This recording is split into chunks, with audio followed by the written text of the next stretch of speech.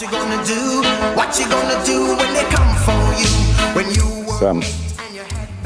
All right, so there are over, switching lanes now, 56 police fatal shootings. That's since the start of 2025. It's an average of nearly one per day. Joining us now to tell us why his organization is concerned, Commissioner of the Independent Commission of Investigations, INDECOM, Hugh Faulkner. Good morning. Thank you for being here. Good morning, sir. Good to see you. Good morning. I know you saw the officers just now on the program. Yes. I know you're proud of them. Indeed, they have done well. Yes. Yes. But there remain some concerns now. Yes. With regard to the statistics we just mentioned at the top. Talk to me a little bit about.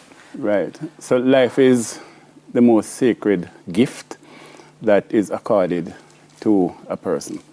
And our Constitution gives primacy to the right to life.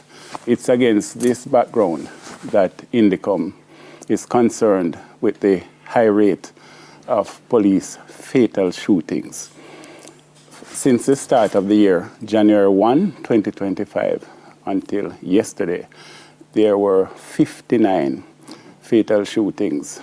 And when you do the comparative analysis, last year, 2024, the numbers didn't reach 50 until May. Okay. Wait, so, okay, that's a very interesting, so the year on year is an interesting comparison when you look at the baseline. Yes. What are the contributing factors, right? Because sometimes we talk about these things and we need to look at attribution. Is it that there have been more scenarios where criminals are confronting police? What has changed or what has switched or what factors would have caused, you think, the numbers to rise? To what do you attribute it? Well, that explanation would have to be given by the security forces themselves. But we use data to analyze and to come to our perspective. And if 189 persons were killed in 2024, in police fatal shootings. For the entire year. For the entire year. This rate, there would have to be a drastic reduction for us to fall under that number. Yeah.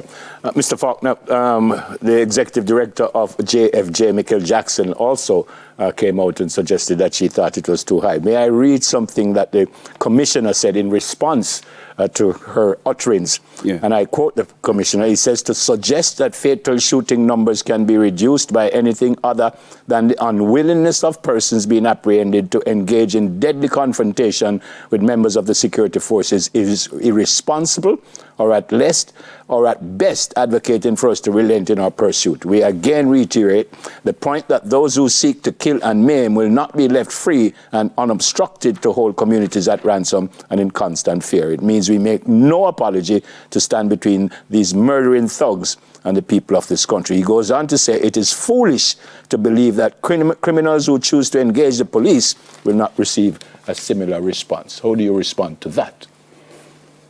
Well, I do not believe it's a case of one size fits all. I believe in terms of fatal shooting that there ought to be an obligation on the security forces themselves to review the processes.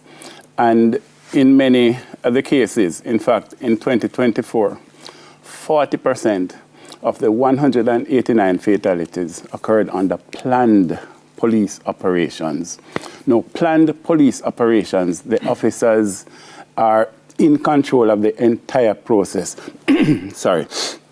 The location where they're going, the time they choose to go, how they will access this place, the medical facilities available, the strategies, the obstacles that they'll face. So it's totally under their control. But can planned police operations not have unplanned circumstances that will lead to things going awry or things not unfolding exactly as you thought? Indeed. That could call for the need for... Yes, we would not deny that. Mm-hmm. And remember, the officers, while they have a duty to protect the public, they also have a duty to protect themselves. But we're saying with planned police operations, then, and the number of persons on that planned operation would not likely be below what is required to handle a particular situation. Accordingly, we believe body-worn cameras could be an essential tool even for for the review of the officers themselves as to the process. Mr. Faulkner, you you investigate every single police shooting. Yes. Of the 60 so far, you are questioning how many? When I say questioning, I think you understand. Yes. How many? Well, of the 59. 59, yeah. The Indicom Act require us to be objective, independent, and impartial.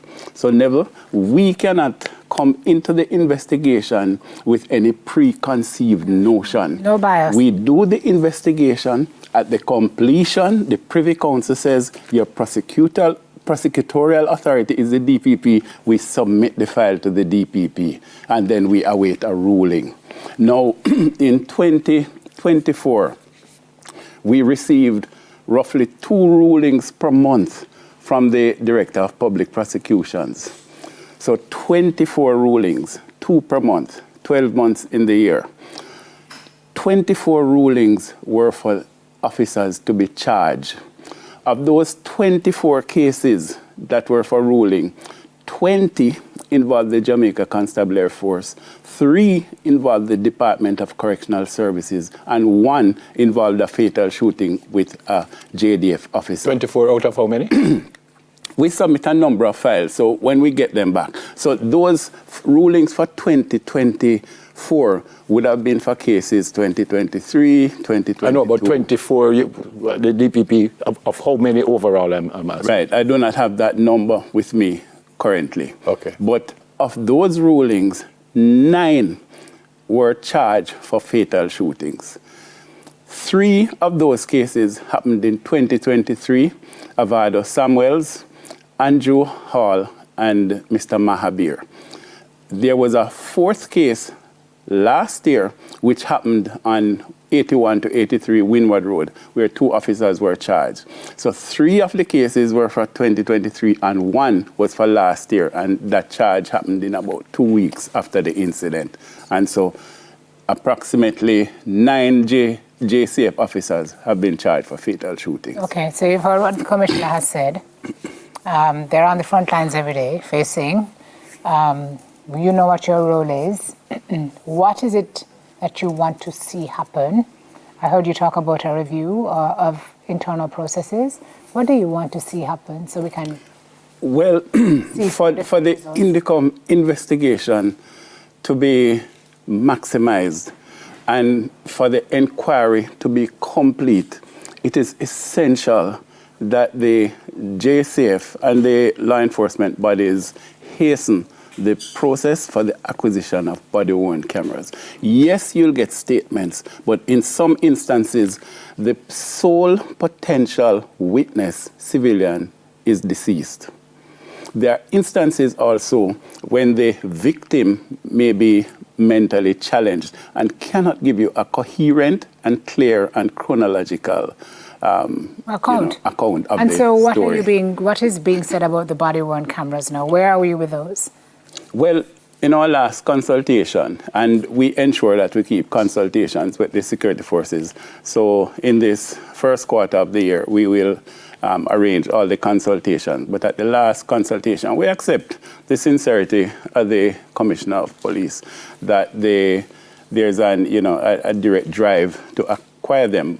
What we had observed in about November was that there was the invitation to tender for providers to provide 1,000. Mr. Faulkner, the Minister, the Honourable Minister, Dr. Chang, came out and said if they're involved, police officers involved in a police shooting, then the cameras won't make any sense because they're going to dive underground to protect themselves. How do you respond to that, sir?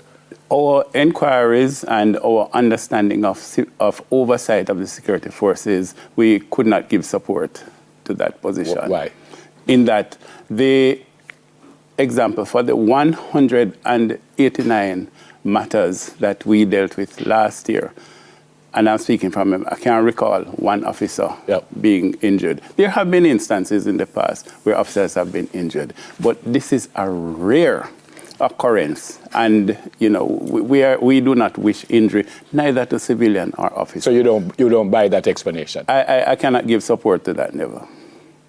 So why are they not wearing them? The security forces had indicated that the technical support was not in place. So we are hoping that this is hastened and in short order. And not only that they be acquired, but that the police planned operation teams are equipped with them. Good to see you, sir. Thanks for coming. Thanks very much. God bless you, sir. Yes. Commissioner of the Independent Commission of Investigations, INDICOM, Mr. Hugh Faulkner. News in 5, second edition is next.